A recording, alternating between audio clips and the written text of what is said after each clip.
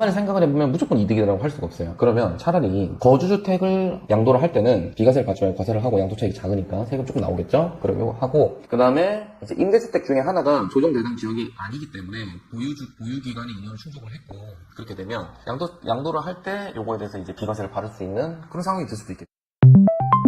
네, 안녕하세요. 네, 오늘 얘기 드릴 거는 양도세 오늘도 이제 상담했던 케이스인데요.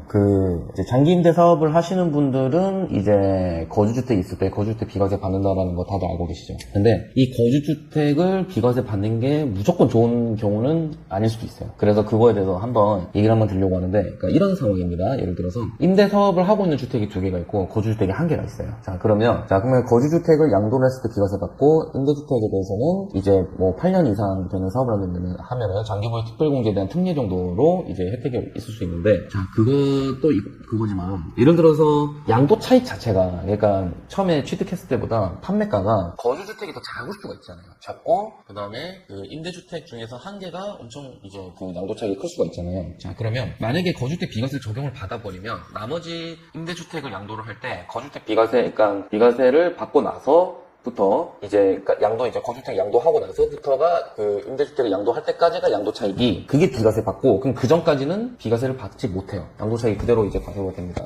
그래서 요게 만 생각을 해보면 무조건 이득이라고 할 수가 없어요. 그러면 차라리 거주주택을 양도를 할 때는 비과세를 받지 말고 과세를 하고 양도 차익이 작으니까 세금 조금 나오겠죠? 그러고 하고 그 다음에 이제 임대주택 중에 하나가 조정 대상 지역이 아니기 때문에 보유 기간이 2년을 충족을 했고 그렇게 되면 양도를 할 때 요거에 대해서 이제 비과세를 받을 수 있는 그런 상황이 될 수도 있겠죠. 만 생각을 해보면 무조건 이득이라고 할 수가 없어요. 그러면 차라리 거주주택을 양도를 할 때는 비과세를 받지 말고 과세를 하고 양도 차익이 작으니까 세금 조금 나오겠죠? 그러고 하고 그 다음에 이제 임대주택 중에 하나가 조정 대상 지역이 아니기 때문에 보유 기간이 2년을 충족을 했고 그렇게 되면 양도를 할 때 요거에 대해서 이제 비과세를 받을 수 있는 그런 상황이 될 수도 있겠죠. 잘 생각을 해보면, 그죠? 그렇게 되는 수도 있는데, 그렇게 되려면 그럼 거주주택을 양도를 했을 때 비과세를 무조건 안 받으면 되는 거 아닙니까? 아니에요. 이게 거의 강제적으로 받아야 되는 상황이라서. 그러면 거주주택 비과세를 받기 위해서 장기 임대주택이 요건들이 있었잖아요. 뭐 5% 이상 진입 제한을 걸어야 되고, 그 다음에 구청이나 시청에 등록한 임대주택과 그 다음에 사업자 등록이 있어야 되고, 그 다음에